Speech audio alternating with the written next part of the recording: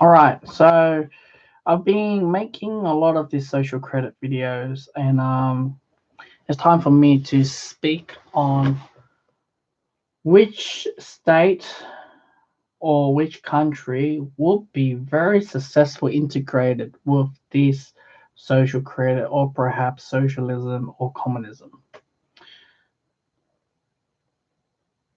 Okay, now I've got 8 minutes.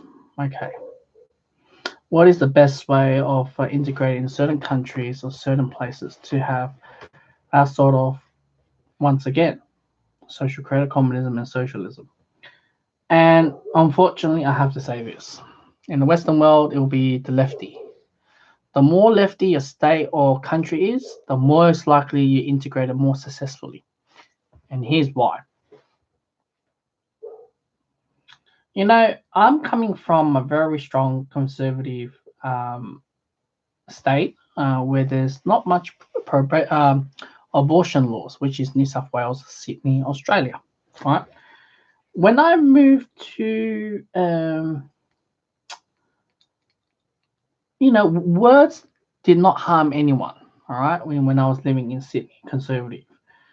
And the moment moved down to Victoria, Melbourne, Australia, I get to see a huge difference. And sadly, when I first moved to Melbourne, it was the peak. It was unfortunately it was the election of the Trump and Hillary, this battle, and this is the first time in life that I could see hate towards me for saying that I stand up for Trump, where everyone in my class goes for Hillary. And this lady came on, one of my classmates came up to me and said, William, are you a right wing? And this was the first time in my entire life that I've been told that I'm a right wing. And frankly, I did not understand what is right or left wing, what is I did it was things like that. It was the first time in my life. It was first time, literally first time, and I did not know what to explain. And I wasn't very political. I wasn't very up to date. What are the things that you talk about and not talk about, or I should have just shut my mouth and observe what's everyone thinking. So you have that. You see, Venezuela has a very strong ideology and is very left. And look where it has happened. It led to starvation. It was a rich, flourished country, Venezuela. Very, very rich. Hi, one viewer. Hi, how's it going? Um, and when I first moved into Melbourne and talk about like going through or talking through about it, I've noticed there's everyone is policing me, and this is where I began. I should watch what I'm saying. If I said one word, then all of them try to go against me, attack me. For example, if I made a sexist comment. For example, if I made a joke on certain things, that saying that that's racist. And you know what's the funny thing about this whole thing is that I grew up in a very diverse community. See, I'm Chinese myself. I never hang around with Chinese friends, even though there's Chinese friends. They were boring. I hang around with the islanders, Turkish, the Lebanese, the Iraqis, Sudanese, Ghana.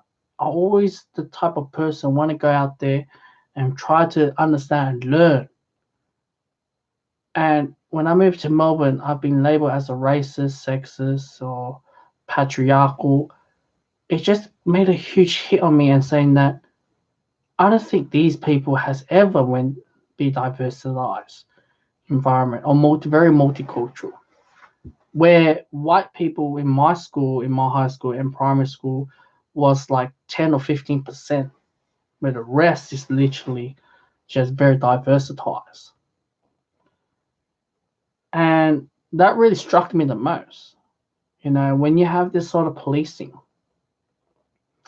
and this is why would I say is the best breeding environment is if the society has a very strong adapting the Michel Foucault theory on policing state, surveillance people by saying words, and all of them attack you and saying that you shouldn't say like that, then this is the perfect environment for it. Now, when you have a perfect environment on establishing a social credit, is they already did their job. The police don't have to do their job, or the government doesn't have to do the job. Let the community and the surrounding and their peers correct them. That's the cheapest method. Instead of hiring 50 million police to cater 1 billion, or I can't say 1 billion, but like I'm just saying on top of my head, 100 million citizen. That's impossible, right? So these are the areas that if you have very, very strong ties. When I was in Sydney, I never thought about words as a crime, man, or hate speech, or you're right wing. Oh gosh, I did not know about it. But those are the perfect place for breeding environments. Now, those where is the most likely to be more is a metropolitan city. Okay, this is a bit weird. My computer went black. I think the government is gone through. Okay, it's a bit weird. My camera is gone. My computer's gone black. I don't know. Okay, it's a bit weird. My computer just went black. And why is a big thing? Because if you live in a big city, you don't go. You are very bombarded with this sort of place, because your workplace is one of them. Now, if you live in the country and rural, you don't think like that. And I spoke the same way when I met this international student who's from Germany, and Germany is very lefty. And she told me, yeah, I brought up in the rural and I brought up in the countryside. I didn't think like that. But the moment I stay in the city, I have to shut my mouth everywhere I go, because I've been labeled as a sexist, racist, patriarchal, and that is coming from a girl. Come on. And yeah, anti-feminism and things like that. I'm not saying I hate all of them. I'm just saying where's the best breeding spot. So the more hipster or hippie the place is, the more it's going to be like that, of course. SJW's university will be a best way on breeding it, because a lot of the teachers are very socialist and communism. Where my teacher loves to have a drink bottle of Mao Zedong, and I'm just there. I'm like, wow, she's not even Chinese, and she's praying for it so hard. But yeah, that's about it, mate. That's all I can say.